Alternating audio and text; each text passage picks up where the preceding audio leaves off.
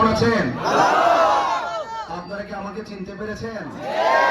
আমি আপনাদের তাহিরে হুজুর।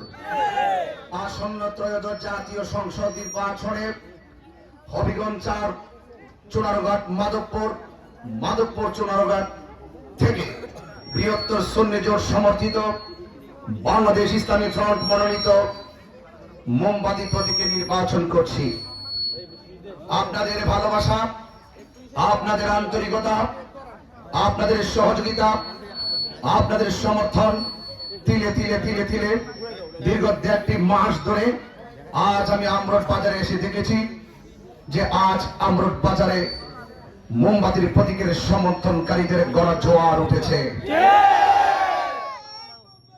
এই অবদান আপনাদের, এই অবদান চুনারঘাটবাসী, এই অবদান মাধবপুরবাসী, এই অবদান ব্যবসায়ী বন্ধুদের, এই অবদান ধর্ম, বর্ণ, দলমত নির্বিশেষ সবার আমি আপনাদের খেদমতে আরজ করতে চাই। আপনারা জানেন আমি ওয়াজ মাহফিল করতাম। ওয়াজ মাহফিলের জায়গা থেকে আজ রাজনৈতিক মাঠে কেন এসেছে? চুনারঘাট, মাধবপুর আপামর জনতার উদাত্ত ভালোবাসার আহ্বানে বৃহত্তর সুন্নি জোটের চুলছেরা বিশ্লেষণে বাংলাদেশ ইসলামী ফ্রন্টের সিদ্ধান্তে আজ চুনারঘাট, মাধবপুর থেকে নির্বাচনে আত্মপ্রকাশ করার মূল অর্থই হলো আমরা বিগত 2 বছর দেখেছি যে রাজনৈতিক অস্থিরতা শুরু হয়েছে। রাজনীতির অস্থিরতা বলতে যদি মোটা থেকে ব্যাখ্যা করি, 1 নম্বর বলতে হবে আপনারা দেখেছেন এই বিগত 2 বছরে 90টি মাজার ভাঙ্গা হয়েছে।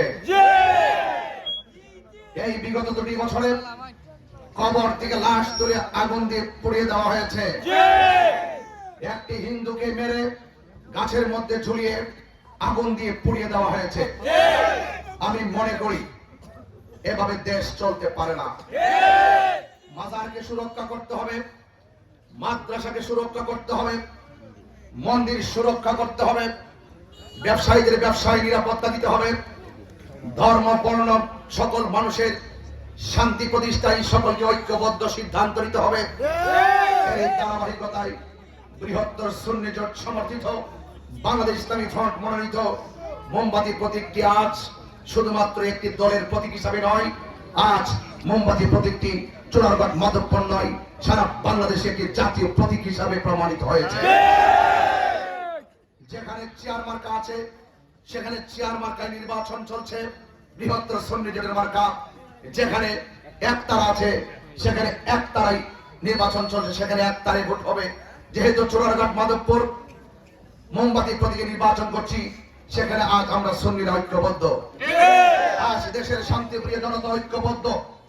কাল আমি স্রেফ এই চুনারঘাট, মাধবপুর আত্মপ্রকাশ করেছি। আমার নির্বাচনী ইশতেহার যদি বলি, নির্বাচনী পরিকল্পনা যদি বলি, ইনশাআল্লাহ আপনাদেরকে নিয়ে আমি ইনসাফ ভিত্তিক রাজনীতির মাধ্যমে এমন একটি চুনারঘাট, মাধবপুর গঠন করতে চাই। এমন একটি চুনারঘাট, মাধবপুরকে সারা বাংলাদেশের কাছে একটি মডেল বানাতে চাই, যেন এই চুনারঘাট, মাধবপুরের সকল কার্যক্রম সারা বাংলাদেশের চোখে পড়ে।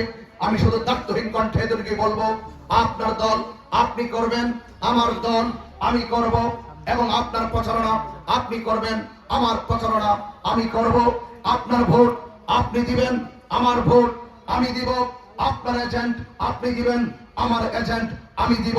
নির্বাচনকে কেন্দ্র করে জনগণের মধ্যে যে একটি আকাঙ্ক্ষা তৈরি হয়েছে, সেই আকাঙ্ক্ষার প্রতিফলন ঘটাতে আজ এলাকায় এলাকায়, রন্ধ্রে রন্ধ্রে নির্বাচনী যে রোড ম্যাপ প্রস্তুত হয়েছে, আপনার কোন কথায়, আপনার কোন আচরণে, আপনার কোন হুমকিতে, আপনার কোন মামলা বাণিজ্য যদি সেই জনগণের আকাঙ্ক্ষার নির্বাচনী রোড ম্যাপটি ব্যাহত হয়, তাহলে জনগণের আকাঙ্ক্ষা বিনষ্ট হবে। জনগণের আকাঙ্ক্ষার যেন বিনষ্ট না হয়, আসুন কাঁধে কাঁধ রাখুন, হাতে হাত রাখুন, সকলে ঐক্যবদ্ধ হবে। একটি রাষ্ট্র, সুন্দর সমাজ গঠন করতে আমরা সকলে ঐক্যবদ্ধ হবে। সবাই সবাইকে সহযোগিতা করি, যার যার কাজ করতে থাকুন।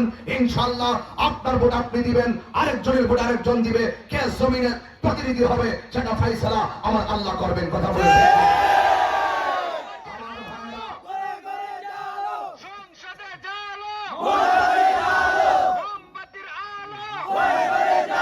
প্রিয় চুনারুঘাটবাসী, প্রিয় আমরুটবাসী, আমি জানি আপনারা অনেক শান্তি প্রিয় লোক। আমি কিছুদিন আগে আপনাদের মাঝে এসেছিলাম, আপনাদের সঙ্গে দেখা করে এখানে দাঁড়িয়ে বক্তব্য দিয়েছিলাম। আজকের এই জনসমুদ্র থেকে সারা দেশবাসীর কাছে আমি একটি মেসেজ দিতে চাই। নির্বাচন কমিশনকে দায়িত্বহীন কণ্ঠে বলতে চাই, প্রশাসনকে বলতে চাই, আমরা শান্তিপ্রিয়, আপনাদের প্রশাসনকে আমরা সহযোগিতা করব। কোন ধরনের পেশি শক্তি, কোন ধরনের আধিপত্যবাদের মাধ্যমে যেন এই জনগণের আকাঙ্ক্ষার নির্বাচনী রুটম্যাপটি ব্যাহত না হয়, সেই জন্য প্রশাসনকে সর্বোচ্চ দায়িত্ব গ্রহণ করতে হবে। আজকে মানুষের নির্বাচন ঘিরে যেই গণজোয়ার তৈরি হয়েছে, সেই নির্বাচনী গণজোয়ার যদি কোন ধরনের পেশি শক্তির কারণে থেমে যায়, তাহলে মনে করবেন এই বাংলাদেশের যে অবস্থা, যে বাংলাদেশের যে অস্থিরতা, রাজনৈতিক অঙ্গনে যে অস্থিরতা, সেই অস্থিরতা আরো বৃদ্ধি পাবে। সেখানে মানুষ নিরাপত্তাহীনতায় ভুগবে, মানুষের জনজীবন অনিরাপদ হয়ে যাবে। এই জন্য আমি বলবো, দেশের স্বার্থে, দেশের মানুষের স্বার্থে, দেশের মানুষের কল্যাণে আপনারা আপনাদের নীতি নৈতিকতা, আপনাদের আদর্শ যেন ব্যাঘাত না হয়। আপনার আদর্শের প্রতিফলন সমাজে এমন ভাবে ঘটাবেন যেন আপনার কাছে আরেকটি প্রতিপক্ষ মানুষ নিরাপদ থাকে। কথা বলেন ঠিক কিনা? আমি বলতে চাই, যারা আমাকে ভোট দিবেন তারাও আমার, যারা আমাকে ভোট দিবেন না তারাও আমার। এটাই হতে হবে রাজনীতির ভাষা। আমি দেখেছি যেই দল ক্ষমতায় আসে, প্রতিপক্ষকে হামলা মামলা দিয়ে তাকে ঘর থেকে বের করে দেওয়া হয়।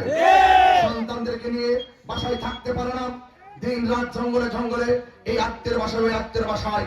এটা রাজনীতির ভাষা হতে পারে না। ৫৩ বছর ধরে যারাই ক্ষমতায় আসে, প্রতিপক্ষকে এমন ভাবে একটি অবস্থা সৃষ্টি করা হয়, ৫ জনের অপরাধ করলে ৫০০ লোককে মামলা দেওয়া হয়। এই মামলা বাণিজ্য চলবে না, মামলা বাণিজ্য বন্ধ করতে হবে, মানুষের অধিকারকে ফিরিয়ে দিতে হবে, মানুষের জীবনযাত্রার মানকে উন্নত করতে হবে। এই জন্য আমি আবারও বলতে চাই, আমি এখানে দাঁড়িয়ে বলছি, যদি আপনাদের সমর্থন, আপনাদের ভালোবাসায় যদি মোমবাতি প্রতীকে ইনশাআল্লাহ আল্লাহ পাকের দয়ার বরকতে আমি যদি বিজয় হতে পারি, অযথা বিনা কারণে বিনা অন্যায়ে যারা জেল খাটছে, ইনশাআল্লাহ তাদের পক্ষ হয়ে আমি কথা বলবো। এবং পাশাপাশি চা শ্রমিকদের সঙ্গে যে অর্থনৈতিক বৈষম্য সৃষ্টি করা হয়েছে, এই অর্থনৈতিক বৈষম্য দূর করে তাদের যে জীবন ব্যবস্থা আছে, সেই জীবন ব্যবস্থার মানকে টেকসই, চিরস্থায়ী একটি টেকসই জীবন ব্যবস্থার মানের দিকে নিয়ে যেতে হবে। তাদের সমস্যাগুলো সমাধান করে চিরস্থায়ী শান্তির লক্ষ্যে তাদের জীবনযাত্রার মানকে উন্নত করতে হবে। এই জন্য আমি চা শ্রমিকদেরকে উদাত্ত আহ্বান জানাবো, আপনারা ভয় পাবেন না, আপনারা চিন্তিত হবেন না, আপনাদের পক্ষে ইনশাআল্লাহ আমি আছি।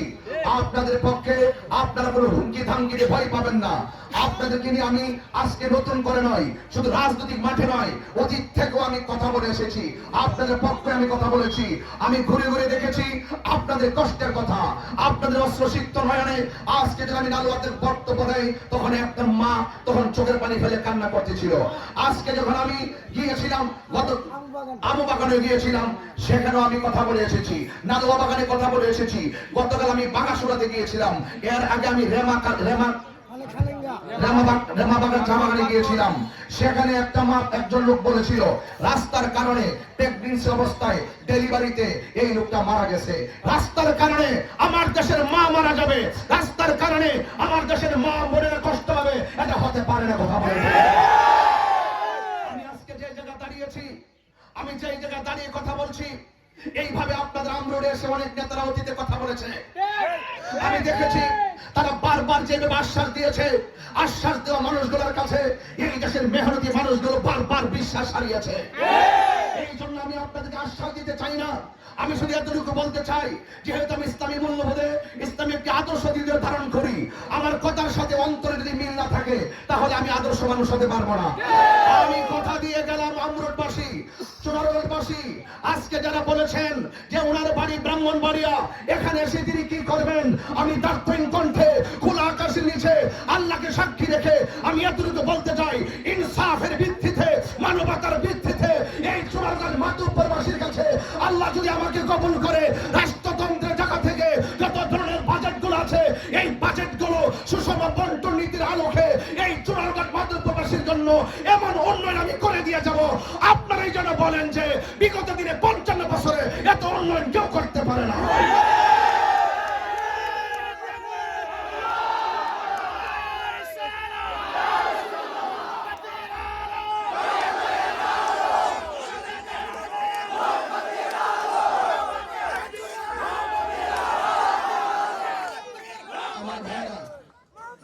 আমার ভাইরা, আমি কিন্তু একজন হুজুর মানুষ, আমি ওয়াজ করি। আজকে আমাকে অনেক আঘাত করে কথা বলা হয়। আমি কি আপনাদেরকে কোনো কষ্ট দিয়েছি? কোন ওয়াদা খেলাফ করে কষ্ট দিয়েছি? কোন গালাগালি করেছি?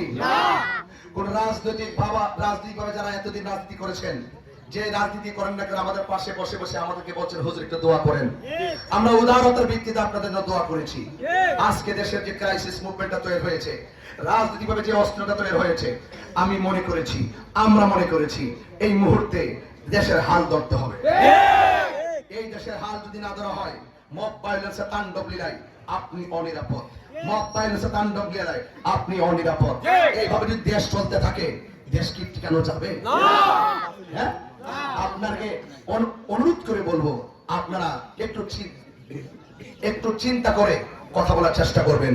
আমি শুধু এতটুকুই বলছি, আল্লাহর ওয়াস্তে আপনারা আপনাদের মহামূল্যবান ভোট আগামী 12 ফেব্রুয়ারি মোমবাতি প্রতীকে ইনশাআল্লাহ দিবেন। সকাল 7টার আগেই আপনারা কেন্দ্রে চলে যাবেন, আপনারা মূল্যবান ভোট দিবেন। এবং যারা এই নির্বাচনকে ব্যাহত করার চেষ্টা করবে, আপনারা আগের রাত্র থেকে নির্বাচন শেষ হওয়ার আগ পর্যন্ত আপনারা কেন্দ্রে থাকবেন। কারণ অনেক লোক চায় দেশটা অস্থিতিশীল ভাবে থাকুক, অনেক লোক শান্তি চায় না, আমরা শান্তি চাই। চা শ্রমিকদের কাছে ঘুরে ঘুরে দেখলাম, তারাও শান্তি চায়। সনাতন ধর্মী যারা আছে তারাও শান্তি চায়। এই শান্তির লক্ষ্যে আমরা মাঠে এসেছি। আপনি বলুন, এতদিন ধরে রাজনীতির ভাষায় কথা বলেছি, আমি কাউকে আঘাত দিয়ে কথা বলেছি? একটা কষ্টপন এমন কথা বলেছি? আল্লাহর ওয়াস্তে রাজনীতি নিয়ে প্রতিহিংসা করবেন না। আমার এজেন্টদেরকে বলা হয় যে এজেন্ট থাকবে তাকে মামলা দেওয়া হবে, তার নাম নাকি লিস্ট হয়ে গেছে। ভাই, নির্বাচন আসার আগেই যদি আপনি বলেন লিস্ট হয়ে গেছে, তাহলে তো আপনি রাজনীতির নামে অমানবিক আচরণ করবেন। এইভাবে তো ভাই চলবে না। আপনাকে আরো সহনশীল হতে হবে। আপনি যাকে, এই যে আমরুরে যদি আপনি কাউকে বলেন তাহিরি পোস্টার, মোমবাতির পোস্টার কেন লাগালো, এজেন্ট যেতে পারবে না। আপনি সূক্ষ্মতা চিন্তা করে দেখেন, আপনার ভাতিজাকে আপনি হুমকি দিয়েছেন, আপনার সন্তানকে হুমকি দিয়েছেন, আপনার চাচাতো ভাইকে হুমকি দিয়েছেন। প্লিজ রাজনীতি নিয়ে রক্তের সাথে বেইমানি করবেন না। রক্তের সাথে প্রতিশোধের স্পৃহায় মেতে উঠবেন না। রাজনীতি করুন মানুষের জন্য, রাজনীতি করুন দেশের জন্য, সার্বভৌমত্ব সুরক্ষায়, ধর্ম সুরক্ষায়, মানুষের অধিকার এবং সুবিধা বঞ্চিত মানুষের পাশে দাঁড়িয়ে প্রত্যেকটা মানুষের মুখে হাসি ফোটানোই হলো আমার প্রতিশ্রুতি। শিক্ষা, স্বাস্থ্য, অবকাঠামো উন্নয়ন, যেখানে যা প্রয়োজন, এগুলো ইনশাআল্লাহ সময় মতো হবে। আপনাদের কাছে অনুরোধ করব, আল্লাহর ওয়াস্তে আপনাদের কাছে অনুরোধ করব, আল্লাহর ওয়াস্তে বিগত দিনে আপনারা অনেক ভোট দিয়েছেন। আল্লাহর ওয়াস্তে আমাকে অন্তত পক্ষে এবছর মোমবাতি প্রতীকে আপনার মূল্যবান ভোটটা দিবেন। একটা বার বানায় দেখুন, আমি কি শুধু আমার জন্য কথা বলবো? আমি কিভাবে মানুষের মাঝে মানুষকে নিয়ে কল্পনা করি, দেশের মানুষকে নিয়ে কি ভাবনা করি, আপনি দেখবেন। একটাবার বানায় দেখেন, আমাকে যারা ভোট দিবে না তারাও আমাকে ফুলের মালা দিতে বাধ্য হবে। এবং যারা আমাকে ভোট দিবে না তাদেরকে আমি খুঁজে খুঁজে বের করে তাদের গলায় আমি মালা পরাই দিব ইনশাআল্লাহ। এটাই হবে রাজনীতি। রাজনীতি সবার জন্য। পাস করার পরেই আমরা যারা প্রতিপক্ষকে আঘাত না করি, এই বিষয়গুলো মাথায় রাখতে হবে। সবাই ভালো থাকবেন। একদিন আমরা চলে যাব, এই পৃথিবীতে কেউ থাকবে না। এমন কিছু করে যেতে চাই, মানুষ যেন মরার পরও আমাদের জন্য দোয়া করে। সবাই সবার পাশে থাকবেন। আর বিশাল বড় গণজামায়েত আজকে আমি দেখতে পাচ্ছি না, ডানে বামে অসংখ্য, সামনে মানুষ, পিছনে অনেক মা বোনরা পিছনে এসেছেন। মা বোনদেরকে ধন্যবাদ জানাই। আর এত কষ্ট করে যারা এখানে দাঁড়িয়ে দাঁড়িয়ে আমার মতো একজন নগণ্যের কথা শুনেছেন, আপনাদের সকলের উপস্থিতিকে আন্তরিক অভিনন্দন জানাই। প্লিজ নির্বাচন আসার আগ পর্যন্ত নির্বাচন আসার আগ পর্যন্ত 12 তারিখ পর্যন্ত আপনারা আপনাদের